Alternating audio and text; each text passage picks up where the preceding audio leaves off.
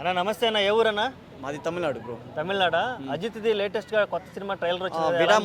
విడాముయర్చి తమిళ్లో విడాముయర్చి, తెలుగులో పట్టుదల అనుకుంటున్నా. Okay okay. ఎలా ఉందన్న ట్రైలర్? ఎలా ఉంది? మాస్గా ఉంది, హాలీవుడ్ రేంజ్ కి ఉంది బ్రో. హాలీవుడ్ రేంజ్ ఉంది. అనిరుత్ మ్యూజియం బేసిక్ గానే అజిత్ గారు మంచి రియాసల్, ఇందులో కూడా ఏంది అన్ని చూసి చాలా ఉన్నట్టు చాలా ఉంది. హాలీవుడ్ డ్రీమ్ కి ఒక ఫుడ్ వేసిన లెక్క ఉంది ఆయనకి. సో బ్లాక్ బస్టర్ కొడుతుందని ఒక నమ్మకం ఉంది, చూస్తారు. ఓకే, ట్రైలర్ చూసా నీకు ఏమనిపించింది? విజువల్స్ అన్ని విజువల్ అంతా హై క్వాలిటీ, డైరెక్టర్ చాలా ఎఫెక్ట్ ఎత్తున్నాడు. సో అందరూ చాలా కష్టపడిన. Arjun sir, action king Arjun sir నాకు చాలా నచ్చుతుంది. Action king Arjun sir, Ajith sir combination Mankatha అప్పుడు నాకు చాలా నచ్చింది. ఇప్పుడు విడాము వచ్చి దీంట్లో నేను చాలా ఎక్స్పెక్ట్ చేస్తున్నా.